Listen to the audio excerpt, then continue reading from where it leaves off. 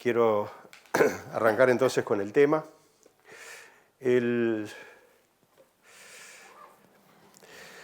Que tiene sus facetas, como dice el título de la conferencia, varios puntos de abordaje, y quiero referirme a algunos de ellos que me parecen especialmente significativos. Uno, quizás el más evidente, es el del propiamente el antisemitismo en el cine, ¿verdad?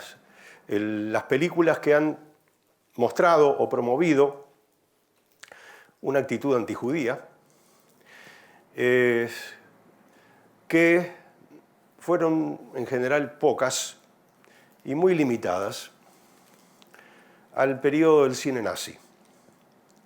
Prácticamente no encontramos muestras de antijudaísmo o de imágenes que promuevan un sentimiento de hostilidad hacia los judíos. Prácticamente no lo encontramos fuera del cine nazi, el cine que se produjo en Alemania, en una parte, ni siquiera durante todo el periodo del nazismo, sino durante una parte, y sobre todo a partir de 1938.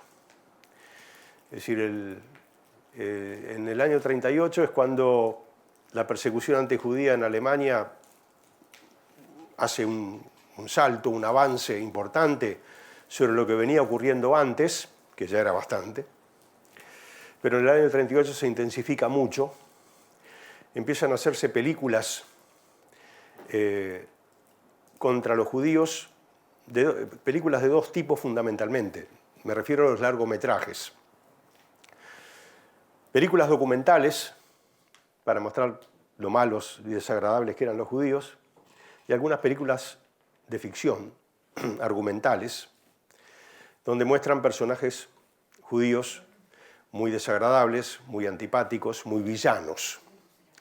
Naturalmente que el estereotipo que usan estas películas es el mismo de todo el cine industrial, que suele dividir a los personajes en buenos y malos, ¿verdad? En héroes y villanos, en simpáticos y antipáticos. Y en el cine que se produjo en Alemania, en parte del cine que se produjo en Alemania entre 1938 y 1943-44, los judíos jugaron en el bando de los villanos, particularmente villanos, ¿verdad? Antipáticos. Hay una película que es emblemática de este movimiento, de 1940, que fue El judío Süß.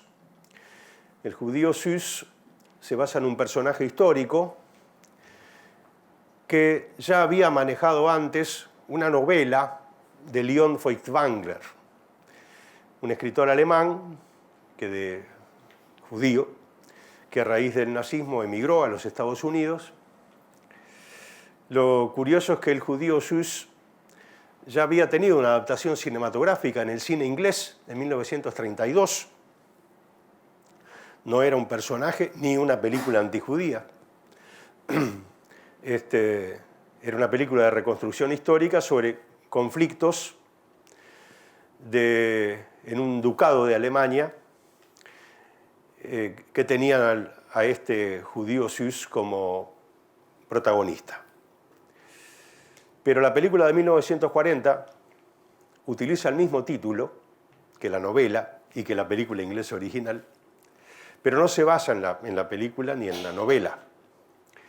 Él hace una película donde el judío Süß, que es el asesor financiero de uno de los duques de los territorios alemanes,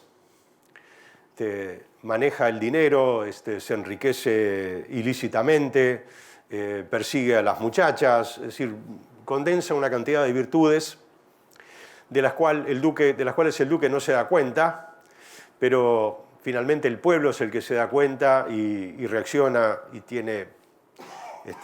y pone las cosas en su lugar.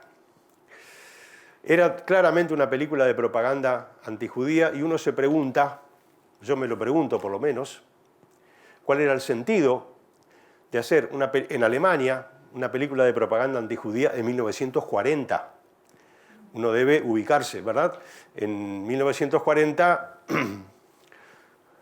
los judíos que podían quedar en Alemania seguramente no iban al cine, y la exhibición de la película en los territorios ocupados por Alemania, eso tenía un poco más de sentido, para favorecer en los países ocupados, que en 1940 ya eran unos cuantos, para favorecer esta imagen antijudía y de refilón, de reflejo, acompañar la prédica antijudía del nazismo. Es interesante que esta película y una o dos más de ficción, una sobre los Rothschilds, los banqueros, la familia que creció hasta ser una importante familia banquera en Francia y en Inglaterra y también en Alemania, desde luego. También fue objeto de una película más o menos biográfica, histórica, ambientada en el siglo XIX y que además apuntaba a mostrar cómo los Rothschild actuaban muy mal, con muy malas intenciones, contra los países en los que estaban trabajando, ¿no? Sobre todo en el caso de Francia, que era lo que como país ocupado a la película más le interesaba. También es interesante que también los Rothschild habían sido objeto de una película biográfica en 1934 en los Estados Unidos. Una película de ambientación histórica también,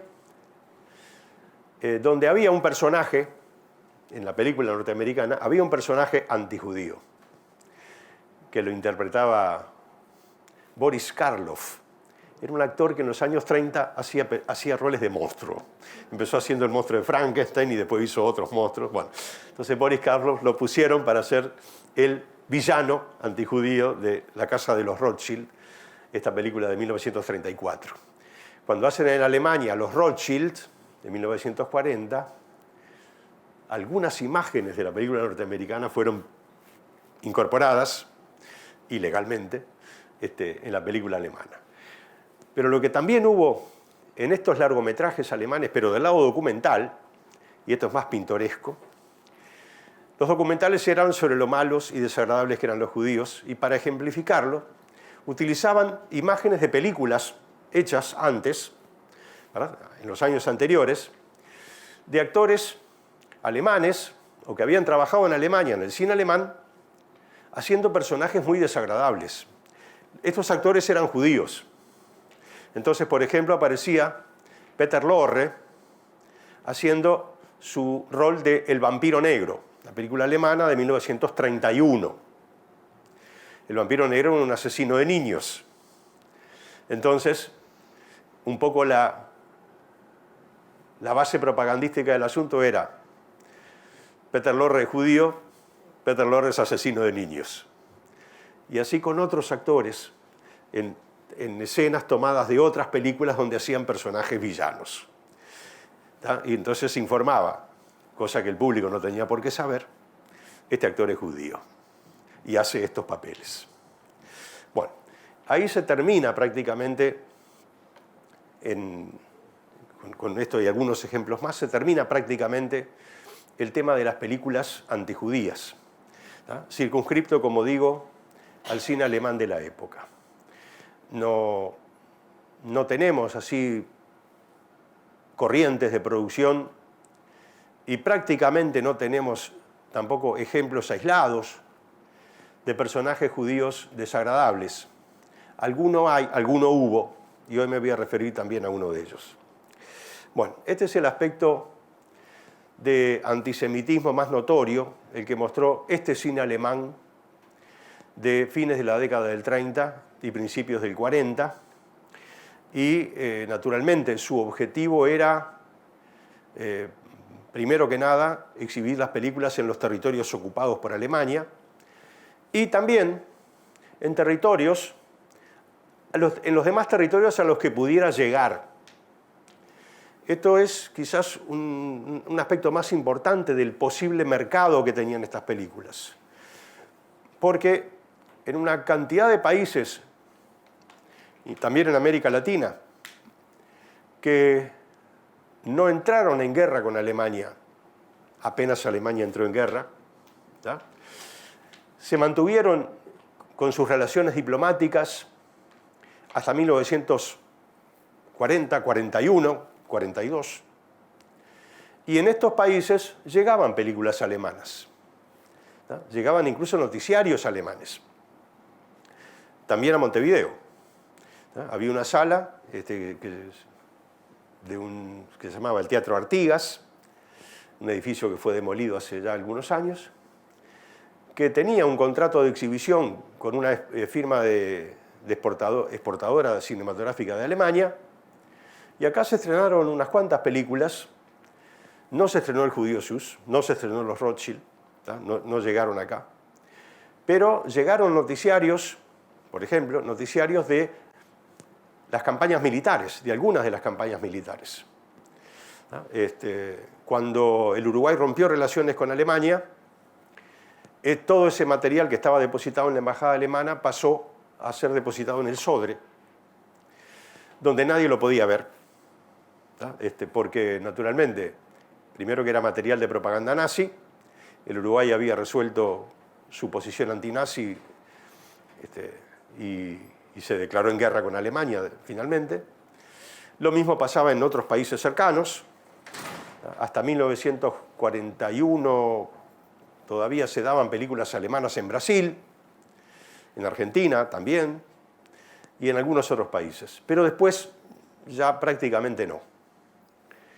Pero hasta 1941 uno se podía enterar de pronto que Rotterdam había sido bombardeada por los aliados, y qué mal que estuvieron los aliados, miren lo que hicieron con Rotterdam. Los noticieros eran un poco de ese estilo y acá llegaban.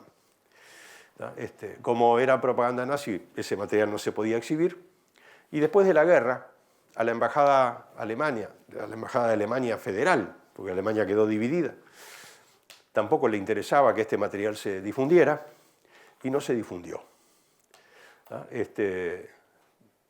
Clandestinamente hubo algunas exhibiciones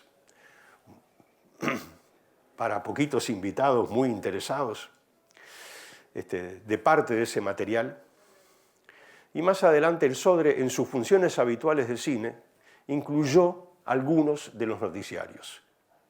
Y ahí pudimos ver algo de lo que había quedado depositado en la embajada de Alemania y que había sido confiscado. Pero prácticamente esto no se difundió después. Uno debe recordar también que los materiales documentales sobre la Segunda Guerra Mundial, sobre todo en lo que tiene que ver con las atrocidades, esto apareció recién a fines de los años 50. Durante más de 10 años, los documentales sobre atrocidades no se exhibieron públicamente.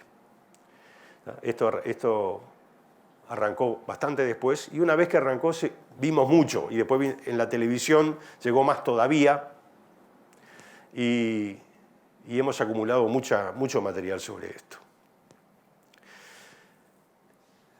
El otro aspecto de interés sobre formas del antisemitismo en las películas han sido más raros.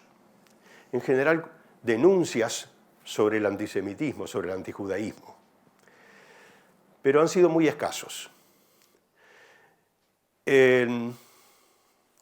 Fíjense, por ejemplo, durante todos los años 30, sobre todo desde 1933, en que se formaliza una persecución judía en Alemania, el tema de la persecución a los judíos era un tema y se ventilaba en los medios de comunicación, de información, en la prensa escrita, fundamentalmente.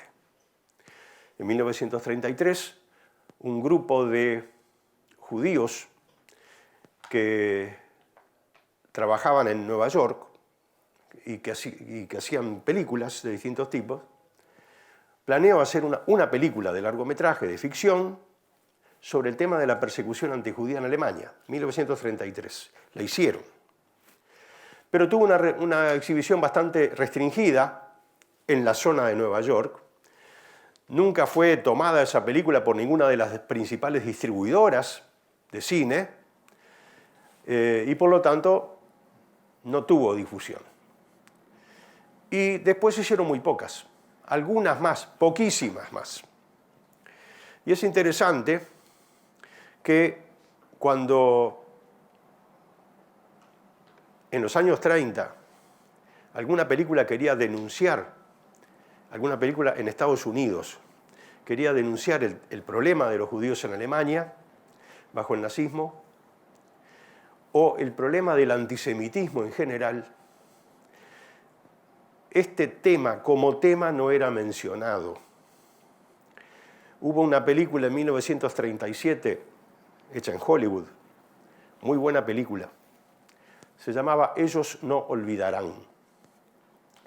Era un caso judicial en el cual a un hombre se lo acusaba de haber matado a una jovencita, una estudiante, en un pueblo del sur de Estados Unidos.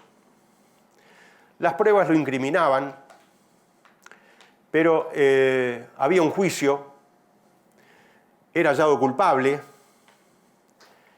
el pueblo reaccionaba violentamente contra este acusado porque el acusado venía del norte y tenía otras costumbres. Este era el tema social de la película. El pueblo chico, con un caso de escándalo de este tipo, reaccionando contra un asesino que había matado a una niña del pueblo. El acusado no era culpable, se demostró que no lo era, se hizo un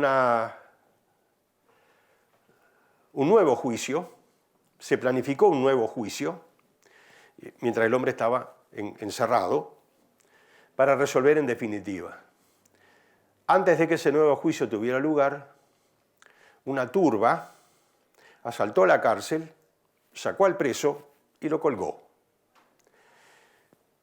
Esto era el tema de la película esta de 1937. Y ese era el problema. La película se basaba en un caso real, pero de 20 años antes, 1913. El caso fue de 1913 a 1915, y el acusado era un judío. Y la acusación dio lugar a grandes manifestaciones en el pueblo donde se produjo el hecho, grandes manifestaciones de antisemitismo, que culminaron con el linchamiento de este personaje. En internet se pueden ver fotos después del linchamiento. Había gente que se sacaba fotos con el cadáver colgando de un árbol. ¿No? En la película del 37 no se mencionaba para nada el tema del judío. ¿No?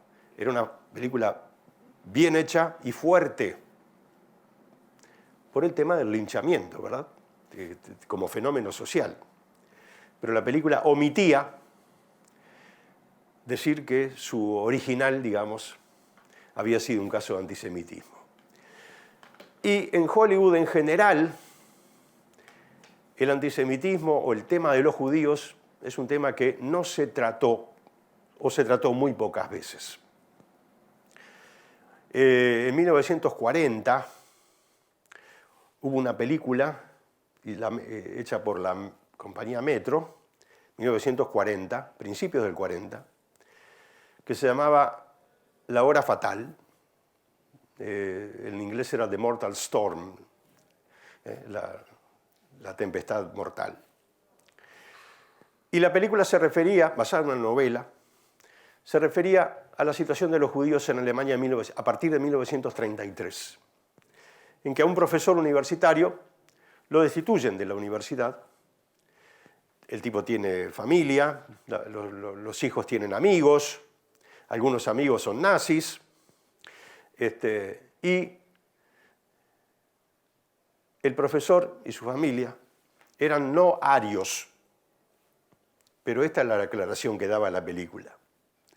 ¿Se entiende lo que quiero decir? Eran no arios, no eran judíos. El apellido era Roth, pero eran no arios.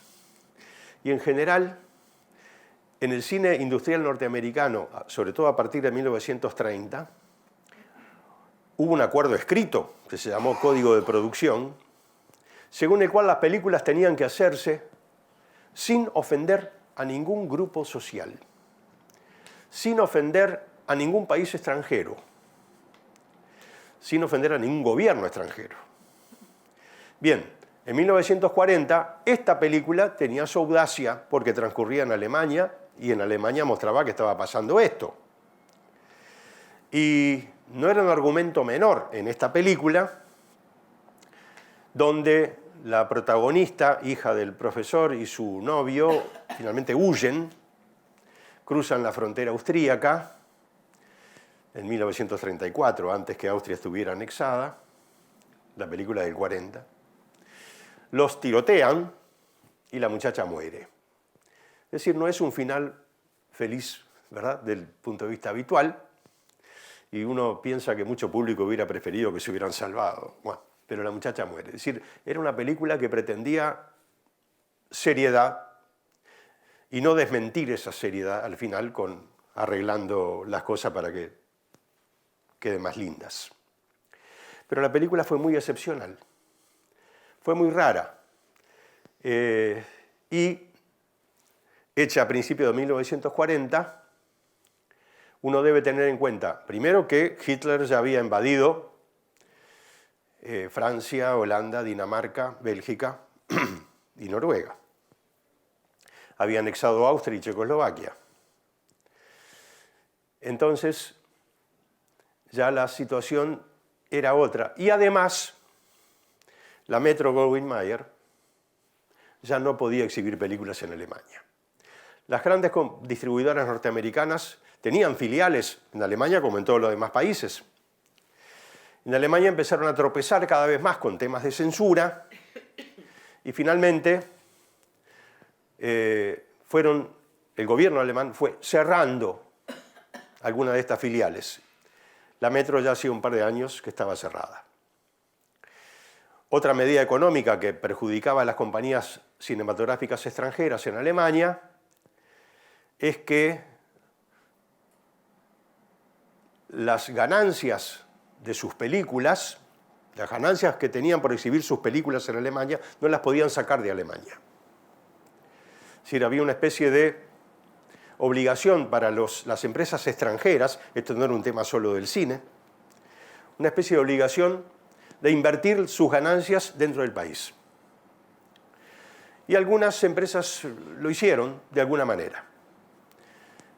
Algunas de ellas hicieron noticiarios para el gobierno alemán. Noticiarios que daban cuenta de actos, de desfiles, en fin, del material habitual de los noticiarios, en general bastante complaciente, pero que eran noticiarios profesionales para ser proyectados en Alemania. Parte de ese material, estas empresas norteamericanas, parte de ese material lo usaban también, porque ellas eran las dueñas, lo usaban también para hacer noticiarios en Estados Unidos, no a favor del gobierno alemán, sino utilizando, en fin, documentos visuales de cosas que pasaban, los que les podían servir a un noticiario para el público estadounidense. Pero en fin, esta era la manera que las empresas lograban utilizar de alguna manera ese capital que no podían sacar del país, obteniendo algún beneficio a cambio de lo que tenían que hacer. Pero esto a fines de los años 30 se fue terminando y se terminó. Entonces, cuando se hace La Hora Fatal, la relación entre la industria del cine y Hollywood ya estaba terminada. Y hay un dato más todavía, que es la aparición recién en 1939 del problema del nazismo en el cine de Hollywood. A principios del 39 se empieza a filmar una película llamada Confesiones de un espía nazi, se llama así, sobre un caso de un descubrimiento de una red de espionaje alemán dentro de los Estados Unidos que tuvo mucha repercusión de prensa, Y una empresa productora tomó el tema y hizo esta película, Confesiones de un espía nazi. Una película de ficción, pero que se basaba en este caso. La película se hizo en febrero de 1939. El 30 de enero de 1939, Hitler conmemoraba con un acto en Berlín los 6 años de gobierno del nazismo. En su discurso dijo que en Hollywood estaban haciendo películas antialemanas. O sea que estaba bien informado. La primera se estaba por hacer. Había otra de la que se venía hablando hacía unos meses, que era El gran dictador de Chaplin. Chaplin venía preparando la película y tropezó con muchos inconvenientes, sobre todo a partir de la embajada alemana, de la diplomacia alemana y de la mucha gente de la industria del cine que no quería tener problemas, que no quería crear problemas políticos que derivaran en perjuicios económicos. Pero Chaplin, de alguna manera, iba avanzando en poder lograr hacer El gran dictador, y lo haría a partir de septiembre del 39. O sea que este era un dato que ya también se podía manejar. Pero en febrero del 39 se hizo Confesiones de un espía nazi. Y la película tenía su interés. Cuando se estrenó en Montevideo, se estrenó en una sala de 18 de julio, se pasó una primera vuelta en la tarde temprano, los cines eran continuados, empezaban de tarde temprano, después la película se daba varias vueltas más. Después de la primera vuelta vino la policía y se llevó la copia. Secuestró la copia de la película. Nadie aclaró nunca por qué. Una versión de prensa, no me acuerdo de cuál agencia, creo que era United Press, pero no me acuerdo. Una versión de prensa dijo que había sido por presión de la embajada alemana. Pero de hecho, algunos críticos de cine que estaban en ese momento protestaron muy fuerte con sus notas contra el secuestro de la película. Recuerdo uno de ellos, era Carlos Martínez Moreno, que en ese momento escribía en el diario El País. Protestando muy fuerte contra el secuestro de la película y que esa película, que alguien explicara y a ver qué pasaba. Bueno, la presión no habrá sido demasiado grande, porque nunca los críticos de cine tuvieron demasiada presión, pero lo cierto es que la película volvió a exhibirse y entonces tuvo un brutal éxito de público, porque las controversias de este tipo es lo que hacen, aumentan la curiosidad. Y Confesión de un espía nazi, que tuvo problemas de exhibición en varios lados, se benefició de estos problemas con una mayor asistencia de público. Pero recién empezaba el cine antinazi. No tiene que ver esto con nuestro tema específico de las películas antijudías, pero lo menciono porque el hecho de que para el cine en Alemania no pasaba nada, no solo en Alemania, en Italia, en España. En España hubo una guerra civil, había una guerra civil. Hollywood no se enteró. ¿Por qué? Y bueno, porque eran los temas controversiales que podían ser objeto de discusiones fuertes, que mucha gente podía sentirse perjudicada y sobre todo gobiernos extranjeros que iban a prohibir la exhibición de películas de Estados Unidos. Entonces esto no se hacía. El tema de La hora mortal, que es más cerca de nuestra conferencia, porque ahí había perseguidos no arios, era un tema raro y bastante excepcional. Bastante excepcional. Este panorama cambió, no por efecto de la guerra, no durante la guerra, no cambió mucho, cambió en la posguerra.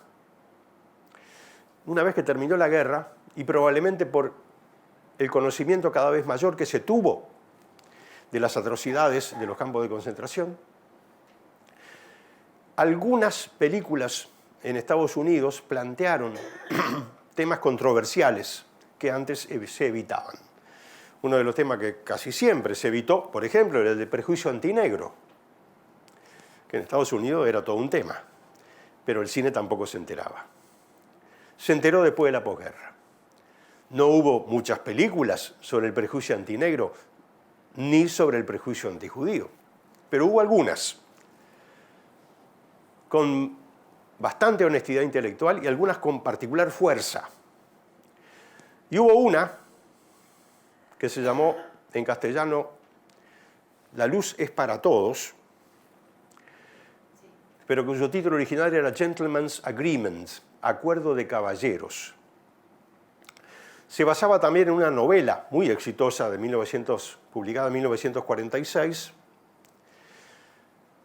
y la idea, como idea argumental, para poner de relieve el tema del antijudaísmo, la idea argumental ya era de por sí rica de posibilidades dramáticas. Un periodista al que se le encarga escribir para una revista importante y de buena circulación de Nueva York, se le encarga una serie de notas sobre el antijudaísmo, el antisemitismo, le llaman así. Lo hace, al principio no sabe bien cómo hacerlo, y finalmente se le ocurre. Se va a hacer pasar por judío, a ver qué pasa. Cómo es recibido este judío en la sociedad que lo rodea. ¿Ah? ¿Qué pasa con el resto de la gente cuando saben que él es judío? Y bueno, se entera. La película le provee ocasiones en las que el hombre empieza a sufrir la discriminación, pero claro, es un personaje preparado para esto en dos sentidos. El personaje no tenía idea, él no era judío, y no tenía idea de que esto pasaba con esa intensidad, ¿tá? Con la intensidad con la que lo estaba conociendo. Eso por un lado. Y por otro lado, era un tipo de principios. Entonces, él, filosóficamente, detestaba todo tipo de discriminación. Y por lo tanto, comprobar esa discriminación en gente insospechable, o de la cual él no tenía motivos para sospechar hasta ese momento, comprobar esta discriminación lo enojaba y lo hacía persistir en su campaña, y durante algunos meses llevó adelante su investigación, y la película provee algunos datos de esa investigación hasta que termina su artículo y lo entrega a la revista, y la revista lo publica. O mejor dicho, la revista lo va a publicar, la película termina un poquito antes. Esta película, desde luego, estaba hecha con toda la capacidad artesanal de Hollywood, bien aplicada, bien escrita, con personajes bien definidos, con cierta ambigüedad en algunos de ellos, con un interés bastante permanente por derivaciones anecdóticas que iban apareciendo en la película, hasta el final, ¿tá? En que la película resolvía ser un poco más conformista y resolver el tema lo mejor posible, sobre todo para el interés romántico del protagonista, ¿no? Cuya novia era muy buena, pero, en fin, tenía sus, no prejuicios, pero no le gustaba mucho ese tipo de discusiones, prefería evitarlas. Y al protagonista, como era muy principista, eso le molestaba. Bueno, al final la novia se recupera moralmente. Pero esta era la condición para poder terminar la película con un final feliz. Y por más que nos moleste, y nos molesta este tipo de arreglos, que muchas veces lo tuvo el cine de Hollywood, muchas veces lo tuvo con temas sociales, con temas controversiales, ¿no?, asumidos por un personaje, temas laborales, temas sociales diversos. En los años 30 hubo unas cuantas películas de este tipo. Problemas asumidos por un personaje, pero al final la película le resuelve el tema al personaje. El tema social queda colgado, pero el espectador sale contento porque el personaje con el cual estaba identificado, que había padecido lo que tuvo que padecer, al final sale a flote y sale bien. ¿Tá? Y hasta a veces recompensado. Entonces uno se levanta con buen ánimo del cine y aplaude. En esta película también, pero en las condiciones particulares de la posguerra en los Estados Unidos, de esos años inmediatos a la guerra, que yo no sé bien a qué se deben esas condiciones particulares, pero evidentemente había un interés más a flor de piel por los temas sociales, temas controversiales de este tipo, y la película tuvo un gran éxito de público. Gran éxito de público. Repito, una película bien hecha, con actores muy consagrados, estrellas, con este final feliz. Pero el tema no perdía interés a lo largo de la película. Y entonces tuvo un gran éxito de público, ganó unos cuantos Oscars, ¿no?, incluida la mejor película del año. Y este panorama de inquietud social de parte de una cierta cantidad de público y de la industria del cine, dispuesta a hacer algunas películas, repito, pocas, pero muchas más de las que se habían hecho nunca. ¿No? Algunas películas con temas sociales urticantes. Bueno, esto fue un tema de esos años. Aprovecho para recordar otra película también excelente, con un tema de prejuicio racial antijudío, una película policial llamada Encrucijada de Odios, también de 1947, hecha un poquito antes que La luz es para todos, donde un soldado, es decir, la época en que los soldados volvían de la guerra, un soldado mata a un personaje secundario de la película y en la investigación se advierte que lo mata porque era judío, porque el personaje muerto era judío. Y este soldado odiaba a los judíos. Un tipo violento y con unas copas encima, agarra a este personaje y lo mata. Es interesante ver cómo la película resuelve hacer este tema policial sobre la base de un prejuicio antijudío criminal, basándose en una novela donde el prejuicio no era antijudío, era antihomosexual. Es decir, la película cambió el motivo del prejuicio de la novela, donde el soldado mata a un homosexual, y para hacer la película lo transforma en un prejuicio antijudío, que era un tema un poco más extendido en la sociedad norteamericana, más visible. El prejuicio antijudío era más visible en ese momento que el prejuicio contra los homosexuales. Y la película lo hace, mismo año 1947. En estos años hubo algunas otras películas sobre prejuicios.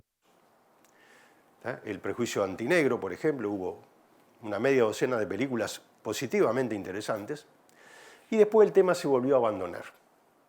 Después ya prácticamente no se tocó.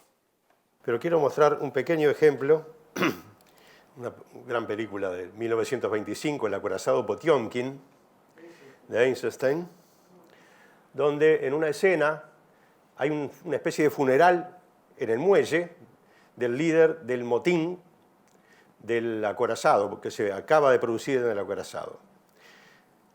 Dejan el cadáver en una carpa al amanecer, temprano, empieza a llegar gente, la gente pasa por la carpa, se entristece, empiezan algunos a enfervorizarse y a hacer manifestaciones.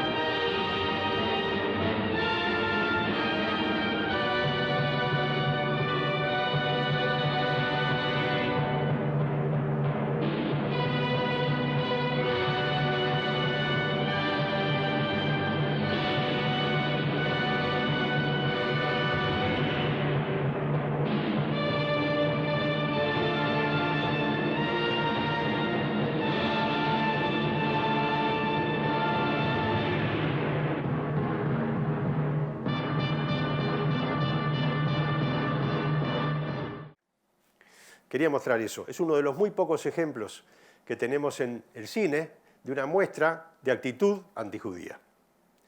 Son muy pocos los ejemplos que hay. Este era uno de una película sumamente valiosa de la historia del cine. El caso de Dreyfus, que me interesa señalar acá en esta película de 1937 que se llama La vida de Émile Zola. La película es efectivamente la biografía de Émile Zola. El caso Dreyfus ocupó un capítulo interesante, importante en la vida de Zola, pero la estructura de la película es curiosa. Arranca con Émile Zola joven y pobre, empieza a escribir, finalmente tiene éxito, escribe muchos libros, tiene mucho éxito, ¿no?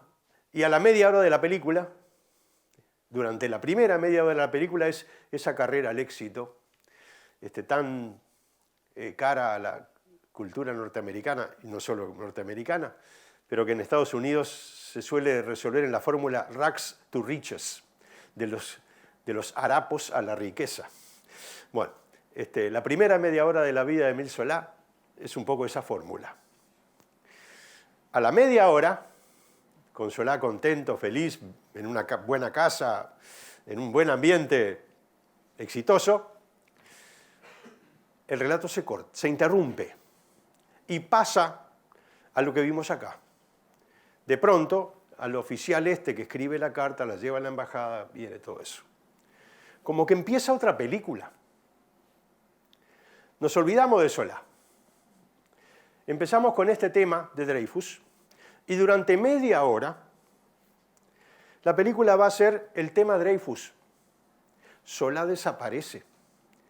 La acusación inicial, el juicio, el veredicto de culpable. Es interesante también que este capítulo Dreyfus en la película arranca con el culpable. La película no se plantea, hay una acusación de traición, vamos a averiguar quién fue. No, la película lo presenta directo, es no es Dreyfus.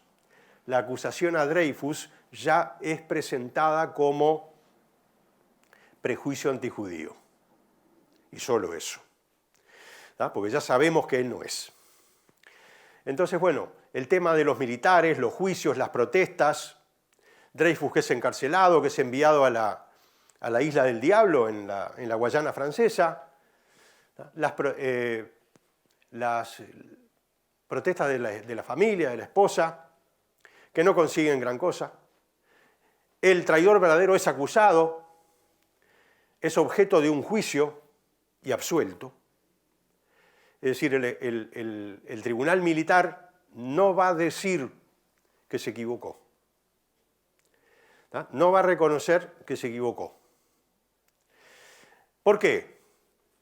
Bueno, lo que se entiende es claramente, como era un oficial judío, vamos a dejarlo así. A la media hora reaparece Zola porque la esposa de Dreyfus lo va a ver, ayúdeme. Y Zola, que no quiere meterse al principio, finalmente se mete. Y durante el resto de la película, que es casi una hora, Zola trabaja por la aclaración del caso Dreyfus, publica su famoso artículo Yo acuso, buena parte del cual lo recita en la película, y finalmente Dreyfus es absuelto. Sobre la estructura esta de la película, que es curiosa, la idea que uno se puede plantear es, ¿cómo podemos plantear en una película que los judíos tienen problemas, que están siendo víctimas de persecución? Bueno, está el caso Dreyfus como antecedente histórico de lo que está pasando hoy, en 1937, en Alemania. ¿Cómo aludimos a eso? ¿Hacemos una película sobre los judíos? No, no es el estilo. Mucha gente se puede molestar. Pero hacemos una película sobre Emilio Zola y el caso Dreyfus. Lo curioso con la película es cómo empieza con Zola y a la media hora empieza con Dreyfus durante media hora. Y después trabaja con los dos, con el caso Dreyfus y con Zola. O sea, la película se las arregló para plantear un tema de persecución antijudía, era una película donde ese no era el tema principal, no parecía el tema principal. Y esto que dice Émile Zola tiene que ver con cuando, después de media hora de solo Dreyfus, él empieza a interesarse en el caso. Ya estaba muy aburguesado, muy feliz, ahí lo vemos en un ambiente de riqueza, y por eso dice, cuando apareció el caso Dreyfus, como que volví a vivir, porque yo ya había terminado, como quien dice, volví a vivir, bueno. Y larga ese discurso que en 1937 podía tener una significación desde luego bastante más amplia.